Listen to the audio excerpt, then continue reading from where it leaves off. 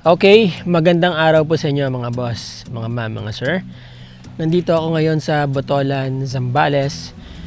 Property vlog tayo, presentation ng lupa. 1,000 ilan? 1,875 square meters. Maganda po yung property. Parang corner lot. Actually, corner lot po siya. Tutok kalsada. Ano po. At interviewin natin yung may hawak po nitong property. Okay, ito po yung lote. Hanggang saan to, sir? Sir, pwede po ba magpakilala muna kayo sa ating mga viewers? Joseph Baluyot po, taga San Juan. San Juan, Botolan. Opo, Ayan San po. Juan, Botolan. Kayo po ang nakakaalam ng tungkol dito sa property, di ba? Opo, Sa opo. lupa na to. Okay. Sir, turo nyo nga sa akin, saan nagsisimula property? Wala po dito sa may poste. Hanggang Doon po sa may poste din ng street light. saan po? Opo, bali more or less 30 meters ang frontage niya. More or less 30 meters ang frontage. Yun. Yun. Mahaba, sir, ha? Oo. Pwede ba tayo pumasok dyan sa loob? Para mabilang Okay, natin tapos- yung mangga. Oo. Pasok tayo muna sa loob. Tapos papakita ko sa inyo yung sa gilid, no? Oo. Wala bang anaconda dito, sir? Wala sir, kailan lang naman nilinis to eh. Okay. Sir, ano tong mga puno dito sa harap? May puno po tayo ng Jumelina. Okay. Yung Jumelina tree, mango tree, tapos mga banana tree. Ito, may bakod na sa Opo, gilid, no? opo, opo. Hanggang doon yan, sa dulo. Opo, ano? Anong mangga po ito? Kinalabaw, yung grafted. Kinalabaw na grafted. Oo, malahaba kasi dahon. Opo. Yan, kinalabaw din to. Opo, halos lahat Mga kinalabaw. saging. Ano itong saging na to? Siya, saba? Opo, saba. Saba. Na-harvest na yun, dito eh. Yan po, bali. Bilangin natin, 1, 2, 3, 4, 5, 6 nga na puno pa, 6. Ano na puno ng mangga? 1, 2, 3, 4, 5. Sir, ano to? Dating yan, CR. CR. Opo.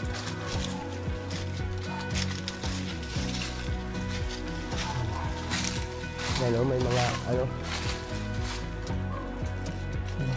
malalaking puno sir na Ano yan? Gimelina? Jumelina tree. Ano po yan? Jumelina. Gimelina. Opo. Ganyan ba Gimelina? Opo. Maganda sa furniture yan sir. Talaga? Hindi ba malambot yan? Ayan malambot, magandang pang furniture. Masarap lagariin, malambot eh. Sa baba to, sir? Baka hindi, parang hindi naman saba to mga to. Parang hindi saba. May saba po yun sa bunga. Ewan ko lang na to kung ano na to. Parang latundan po. Ayun, Latundan, may di ba? bunga. Oh, May ibang bunga klase, kasi yun doon. Saba Sa na. dahon pa lang. Alam mo na Opo. eh. Yung Ayun. maliit na mahaba. Latundan nga. Oo, latundan. Yun doon Sarap po yan. sa bungad saba. Sa bungat saba. Ito saba, malalaki ang puno. Ito saba. Ayan, Sir, saba may yan. bunga. Alam mo yan, oo. Marami Ito lang saba sa saba. Batangas eh. Saba. Ito saba. Oo, ayan. May bunga at puso. Oo. Hinarvest na yung dito eh. Nakaraan hihinugan na sa puno eh. Ito, kapag gusto nyong gumawa ng salted egg, yan ang maganda. Opo, ito. Itlog na maalat. Yan. Yung termite, Nakabakod naman na to, sir. Hanggang dito lang pala siya. Oo. Yan. Kaya, pwedeng may nara pa. May nara. May nara. Trio to. Saan yan? Yung talaga siya. Pwedeng mini farm. Oo nga. Itong kabila, Sa iba na po yan. Pero pwede pang yan. Pagka nabili na to. pwede pang Opo, pwede binibenta pong rin ba yan? Pambenta din yan. Malamang benta rin, Opo. If the price is right. Tapos Dito, merong ditong pwedeng malabasan. Ito buyan yun. Yung para sa kabila. At may isang nyog pa. Puno ng nyog. Oo. Ito na yung pinaka Ito na yung labas na tayo yan. Oo. Okay. Ito palang daan na to, Papuntang Sapa. papuntang Sapa. Oo. Mm. 3 meters din, sir, yung ano. Kasyang 4 wheels. Oh, kasya 4 wheels, no? Hmm. Mga ilang meters to? Mga 3 po, nasa 3. Hindi lang 3, 1, Oh, 2, 3.5 ka mo. 4. Oo, 4. Parang 4 gano'n. meters ang lapad ng ano, Oo, ng pagitan. right of way. Pag pupunta ng Sapa. Mm. Hanggang dito lang siya, no? Oo. So, ang haba niya, hanggang doon sa dulo, ilan sa tingin mo? Itong bawat ganito, ilang metro yan, yung poste na yan? Nasa, 3 meters. Nasa 6. Oo. 6 na metro. Opo. Okay, o 5 sabihin na natin, ano? 5 na lang gamot. O, 5, 10, 15, 20, 25, 30, 35, 40, mga 80 meters. Mga 80, ano? Oo. Tama, mga 80. Ilan to? 1,000? 875 square meter. 1,875. Mhm. Sabi mo kanina, mga 30 yun, ano? O mga 60 plus nga to, o magsa 70 Mhm. meters yung haba niya. Yan.